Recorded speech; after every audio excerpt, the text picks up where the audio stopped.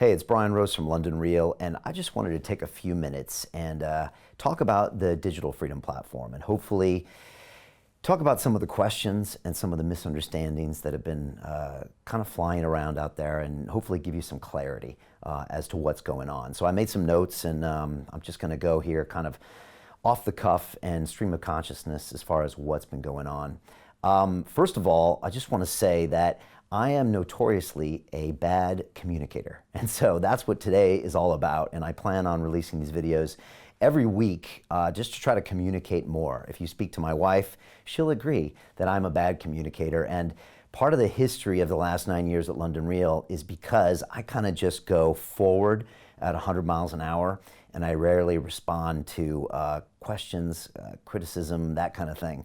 And that's probably the reason why we're here today at London Real, and that's also probably the reason why there's some confusion as far as what we're doing. And so I just wanted to address that and agree that I haven't been communicating very well. Also, just want to also make another point is that in the history of our 9 years at London Real, we've never asked for a single donation. And that was a conscious choice. There were a lot of podcasts out there that just to make it through difficult times were asking for donations, but it's something I never felt comfortable with. I always felt that I needed to offer like a service that had value and then build a business around that. But when this whole thing came up with David Icke and doing this big live stream off of a major platform, I realized that our business model couldn't sustain spending something like 6 figures for a single episode. And so that's when I decided to ask you for help. And so this has been a new thing for me as well. And I've learned that it requires a different level of communication. So again, that's one of the reasons I'm going to put this video out and another one next week to try to really just up the communication, because I know that's really, really important. So today I want to talk about 4 things. I made some notes earlier. First of all, I want to explain what is the Digital Freedom Platform and why does it even exist. Next, I want to talk about how we're actually streaming. How are we doing the live streaming? I want to talk about the technology and the costs. Next, I want to explain why we're still hosting the Digital Freedom Platform on LondonReal.tv. And finally, I want to tell you what's happening next. Like, what are we doing next and why are we still raising funds? So that's a really, really important thing, and I want to go through it right now.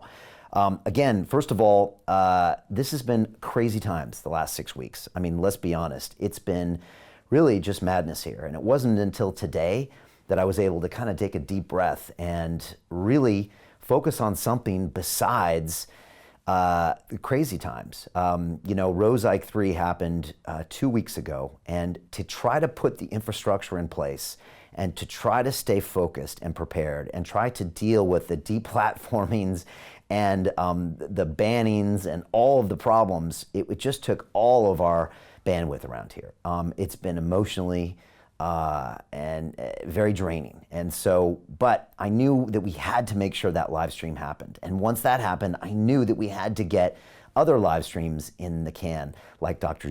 Butar and Dr. Mikovits and Dr. Kaufman. And so I knew that we had to keep proceeding. And so that's what this has been all about. Now we've taken a time now and we can pause and hopefully communicate a little better.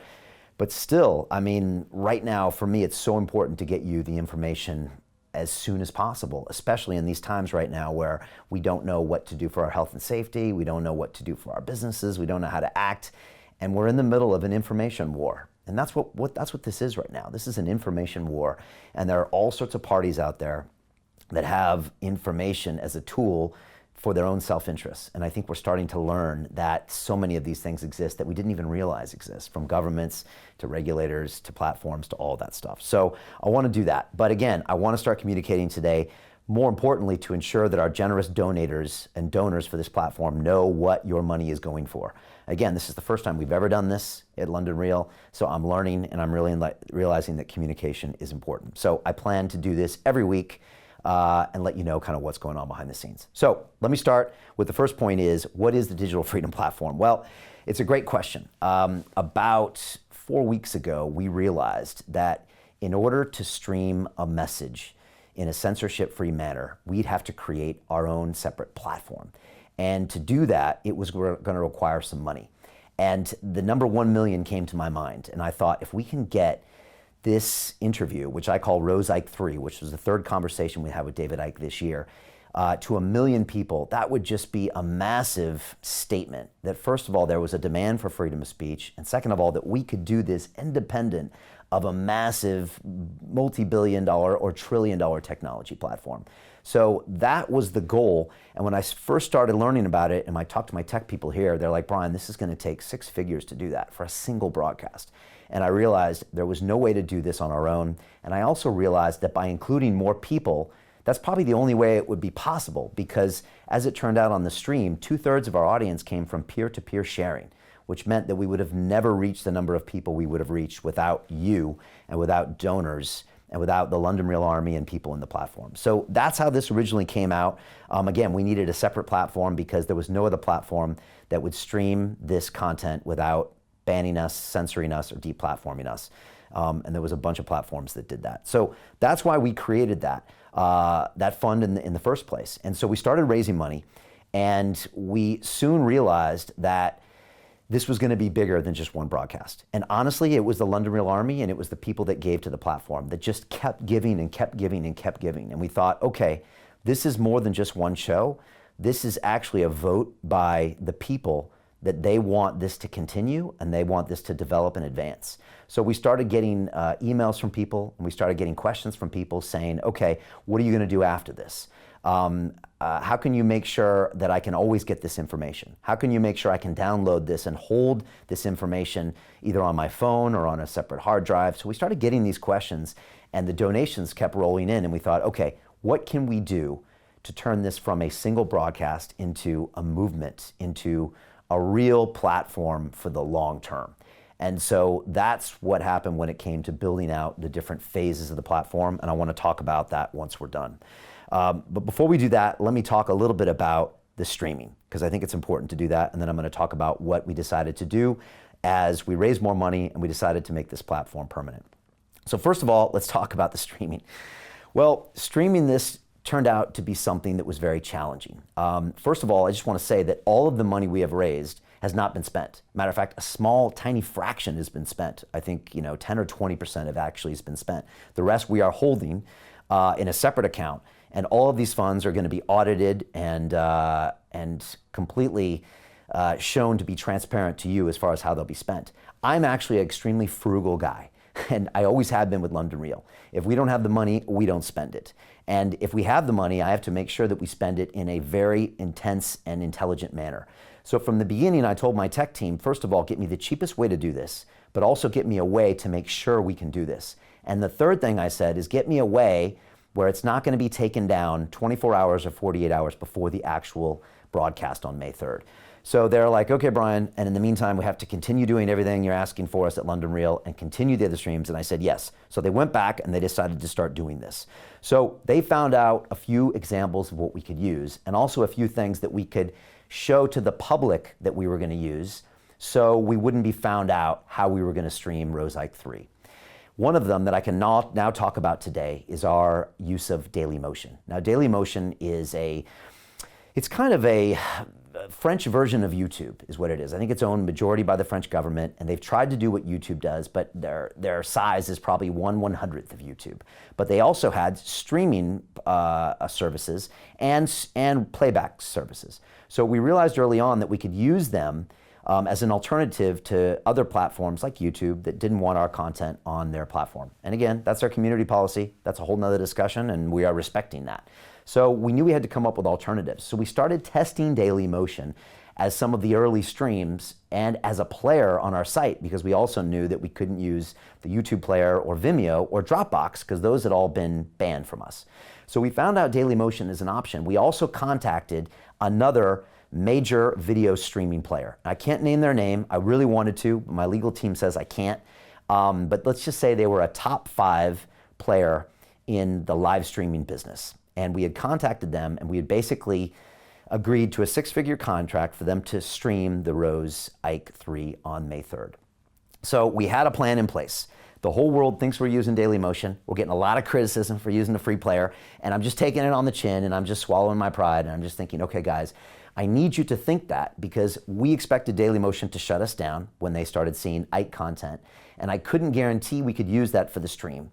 And I thought that maybe they would shut it down before the Ike date. On the same time, we needed to have an option to use on the Ike date because I assumed that Dailymotion might cut us midway, and so we knew we'd have to have a paid player. But I couldn't use the paid player before because some of our, let's just say, people that want us to fail out there might have told the world we were using that player and got it shut down. So again, I can now talk about this now because we've basically been shut down from Dailymotion, and I can talk about some of these issues. So we contacted this player. On Friday night, May 1st, the CEO called us and said, we will not stream your content with David Icke. We think it's wrong. We can't deal with our fans, our shareholders, or whatever. So we were caught in a scramble and had to find another player. And that was the player we ended up using. We actually signed a contract with them on May 2nd. I was in the office. We wired them a big chunk of money, and we had to have our fingers crossed that they would allow that stream to happen. Again, they streamed the Super Bowl last year. I'm not going to mention them by name because what will happen then is many of our opponents will now contact them and ruin the next stream we do.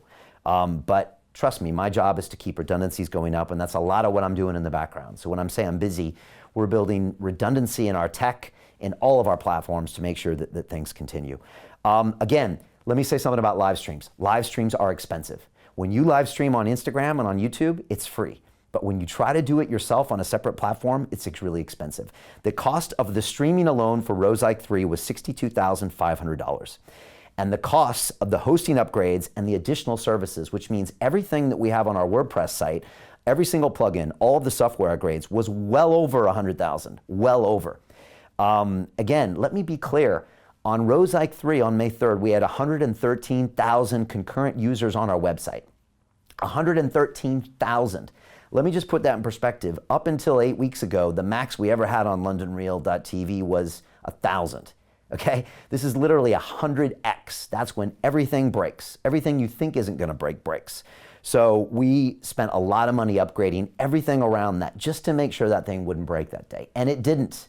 You know, by the grace of everything, your fundraising, by the grace of all the preparation for my tech team, by the grace of whatever, you know, you think out there, we got that streaming, and it streamed successfully to 1.366 million people. That was 1,366,138 unique viewers watched that stream that day. We are going to be in the Guinness Book of World Records, and that's something, if you were a donor, you should take credit for. And if you were watching it that day, you should take credit. We're super proud of it, and that was my goal. My goal wasn't to keep criticism away from me. My goal wasn't to make us look like saints. My goal was to get that broadcast off the ground. So in the background, a lot of people were criticizing us for using Dailymotion and all that stuff. And that's totally fine. I get it. My goal is to get the message out. Freedom of speech. That's what this is about.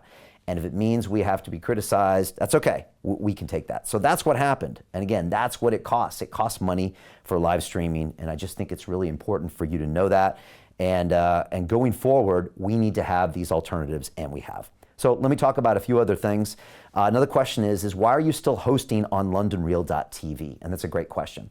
We had to continue streaming on LondonReal.tv because there was no way we were going to be able to do this in, I think it was 11 days that we did this. From the time we started fundraising till Rose Ike 3, we had 11 days to build this infrastructure. There was no way we were going to be able to create a separate platform.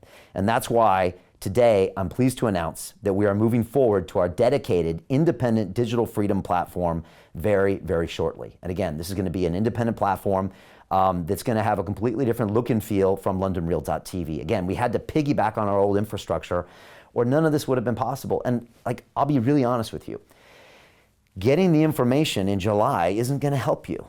You know, getting the information in 2021 isn't going to help you. I can't wait. So we had to use anything possible to try to get this to you as soon as possible. That means Ike streams, Dr. Buttar streams, Dr. Mikovits, Dr. Tenpenny streams, Dr. Kaufman, all the people we're trying to get in front of you, we had to do any way, possible. And so we had to piggyback off our old platform, but the Digital Freedom Platform independent structure is coming very shortly, and I wanted to tell you about that today. Next, what is happening next? Well, first of all, we're getting an independent auditor to go through all of the funds raised and to go ahead and communicate with you as a donor exactly what's been spent and when. So that's all coming shortly, and that's always been the case. And again, I'm extremely frugal, and I'm trying not to spend money. I'm trying to spend as little as possible because I know this is going to be a very long fight. And this is something we learned early on. that this is going to be a platform that we need to build that's going to have to rival things like YouTube, things like Facebook, things like Instagram, which means it's going to require a lot more money, a lot more infrastructure, and a lot more planning, and I want to talk about this today. So again, as I said before, when we raised the first 100,000, people said, we still want to give, and we still want you to build something bigger. So immediately, we took some of those funds and said, we're going to allocate this towards the live streaming of Bobby Kennedy Jr. talking about vaccines. We're going to live stream towards Dr. Rashid Buttar, Dr. Judy Mikovits. So we use that for the stream of those, which of course costs money. Anything we didn't spend, we're saving. And again, I'm trying not to spend as much as possible here to save for future infrastructure, for future broadcasts, and that's what we've done. The next thing that happened is we were attacked in a very intelligent way by malicious forces. And that happened very early on. And we realized there's no way we can rely for everything being on our servers at LondonReal.tv or even an independent single server for the Digital Freedom Platform. So we needed to incorporate blockchain technology. And so to distribute this. And so we are talking to a few people right now that are actually doing proposals. And I'm going through a lot of proposals and I'm saying, no, that's too expensive. No, that's too expensive. Because again, I am extremely frugal. I am not going to spend any of your money unless it promises a solution that makes sense and is also going to insure us. So the idea is to distribute it with the blockchain technology. So we're moving forward with that. That's probably going to take months. And again, we're not going to spend it if it's not necessary. So that's one of them. The second one was the app. Everyone said, Brian, I can't log on to your website. I can't get on to your server right now. I need this on my phone as an independent app that I can download, I can live stream, and I can store the videos. I can access anywhere, anytime on any device. And so we decided to go ahead and build that app. So we're in the process of building that right now, and we've allocated a certain number of funds towards building that. If it costs that, great. If it costs less, great. We'll have more money that will stick in the fund that we can use for future streams. And that goes the case with all of the money here. We're only spending it if we need to, and the auditor will show you the receipts of what we're spending, period. Again, this is all new to me, but this is the way that I've done business for the last 9 years. I mean, we're extremely frugal with the money we have, and we only spend it if it's necessary. And I treat the funds given to me on this Digital Freedom Platform extremely seriously. And I will be there to make sure that they are spent in an intelligent way, period. And they are kept separate from anything to do with London Real. So that's what's going on. What else is happening? Also, the Digital Freedom Fund. So people started asking early on, is this legal, what these platforms are doing? So I reached out to some lawyers. I got referred to some lawyers by Dr. Buttar in America, and we started considering a case for the fact that we believe that private companies acting as public utilities need to respect the relevant laws in each location, which means that's different from America, different from the EU, different from the UK, potentially different from Asia. And so we have engaged lawyers to start building our case. And there have been cases with various people going against some of these platforms, but we believe that by doing so, that's how we're going to be able to make our case and hopefully re-platform a lot of this content. And that's why I wrote this open letter that's nearly at 100,000 signatures. And one of the things I really need for you to do today is to go to londonreal.tv/letter and sign your digital signature. This is all part of our legal strategy to get Parliament here in the UK and potentially Congress in the US to recognize that our digital freedom of speech is just as important as our normal freedom of speech. And we know we have a case here, and a lot of lawyers have said we can, and there's a lot of precedent here, and we're going forward with that. And so the idea was to raise that legal fund so we could do more than just whine and complain, and that's the thing. We want to take this to the next level. We want to think big here. We want to think like a digital platform would really think. We don't want to just do one broadcast. We don't want to complain on a comment. We want to literally build a fund, build an app, build the streaming technology, build all of this stuff so we can take this to the next level and continue for the next 12 months, for the next 2 years, for the next 10 years. I've been doing this for 9 years. I would like to see the Digital Freedom Platform exist for the next 9 years. And that is what Phase 6 is all about. This is about the running costs. Because if we only raise a finite amount of money, at some point in July or August or September, it's over. There's no more streams of any content that could be censored. And then in my point, I think it makes it, I don't know, I think it's a disservice for everything that we fought for. And so now we have fundraising for our monthly running costs. And this is going to help support the team here that is going to continue building this infrastructure out. It's also going to support the live streaming costs for every single individual episode that we're going to be doing every single week. So we're doing 2 or 3 on the Digital Freedom platform. That could go to 5. We could be streaming, and we are talking to streaming documentary films as well on this platform and other content that could be banned. So we want to take this to the next level. To do that requires money. And let me talk about money really quickly. Money, it pushes a lot of people's buttons. And when people see a large amount of money raised, they get upset and they get angry and they're like, what's this going on? And again, I want to thank the donors. Nearly 30,000 people have donated to the Digital Freedom platform in a time of recession. I take that very seriously. But also that money shows something to the platforms, to the regulators, to the governments that we are a force to be reckoned with. I cannot emphasize that enough. That's why I leave that number up there on the platform so everyone can see that as a platform, we're a force to be reckoned with. We can't just be marginalized or diminished as just a couple crazy hippies with a podcast. We are here, we mean business, and we've got digital signatures, we've got founding members, and we've got a chunk of capital that we can use as we wish. So again, it's important to know it takes money to get things done, you know? I mean, if we didn't have that $100,000, Rosite 3 wouldn't have happened, but we could cut that check because of you. So it's important to have what I call a war chest for freedom and to have that sitting there that we can, again, draw down to only as we need it. Again, we've only used, I think, 10 or 20% of those funds so far. And I'll hold on to that as long as possible. But in the meantime, we want to make sure we can cover running costs that will fund regular streams, a team of developers, a team of lawyers, whatever it's going to take moving forward. And again, my plan is to be as transparent with you as possible with these broadcasts weekly, if they're necessary going forward, to let you know exactly what's going on. So that is what we're doing going forward. Again, if there's one thing I would love you to do today is sign that letter. At 100,000 digital signatures, which we're very close now, I mean, Parliament's going to have to take notice because, I mean, these people are elected, right? We elect our officials. They appoint the regulators like Ofcom. Our eyeballs pay for advertising revenue on these platforms. Our own personal data is what keeps a lot of these technology platforms in business. So if they can see that 100,000 of us or 1 million of us are working in force, trust me, they'll listen to us and they'll pay attention. So that's what it is with that going forward. And that is our plan. So those are the phases. That's the cost it took to live stream. This is the deal with the separate platforms. So again, it's on LondonReal.tv until we can make the move to that separate platform, and that's coming very, very soon because I want to keep those two separate.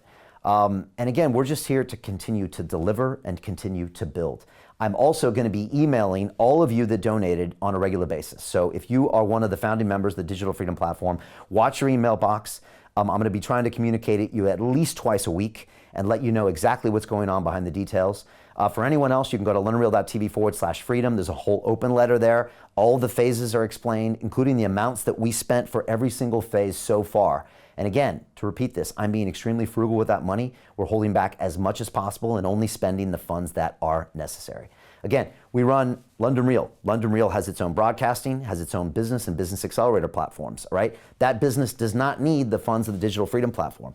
But the Digital Freedom Platform, it wouldn't be as powerful as it is without the fundraising, without the London Real Army, without the digital signatures, without the 30,000 people around the world sharing this content. And we know this from the Rosite 3 broadcast. 1.3 million unique people, 2/3 of that audience by peer-to-peer sharing that I believe came from the donors on this platform. Again, it tells the legislators, it tells the technology platforms that we're a force to be reckoned with.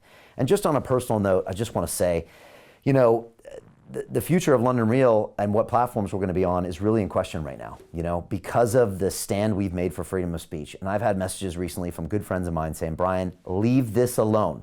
Go back and do what you used to do with London Real because we love that content. Leave Ike alone and leave these doctors alone and go back to your old thing. And I just disagree. It's too late. And I so firmly believe in this freedom of speech. I so firmly believe in freedom of press. I believe it is our right as human beings to say what we want to say.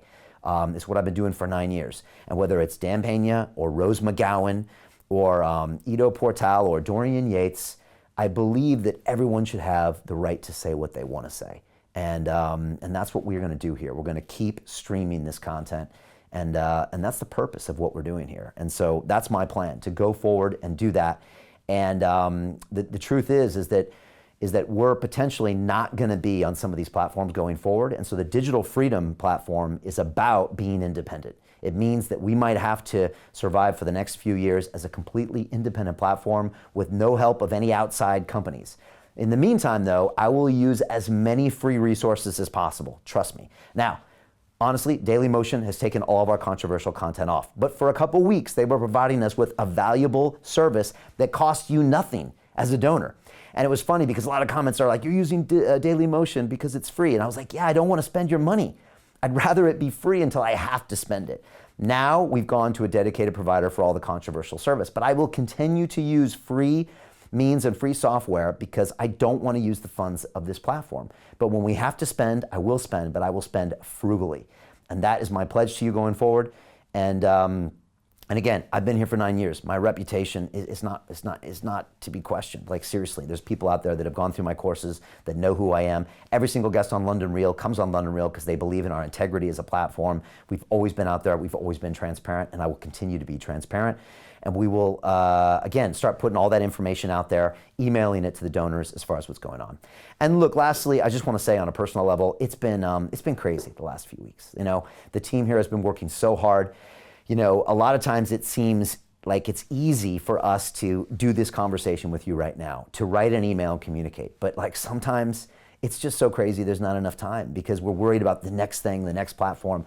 The challenges behind the scenes of staying ahead of platforms taking you off, of being deplatformed, of trying to respond to press, all this stuff. I mean, it's overwhelming.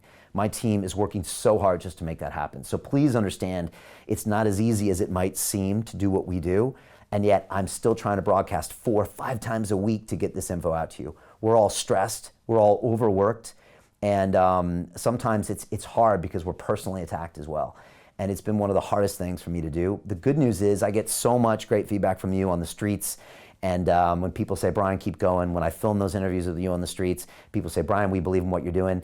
And there's a lot of hate out there. People saying, Brian, you're bad and you're evil and you're stealing our money and all that stuff. And look, I get it. And I get people are saying that. And I just got to say, you know, I guess I understand because I wasn't communicating. So again, extreme ownership, something that the Navy SEAL Jocko Willink took me. I take extreme ownership because I've been a poor communicator. So from now on, my plan is to over communicate. Hopefully you're going to get sick of me recording these videos and telling you all the details and showing you all the audit trail to where you're like, all right, Brian, it's enough. We've seen enough of the numbers. And that's my plan.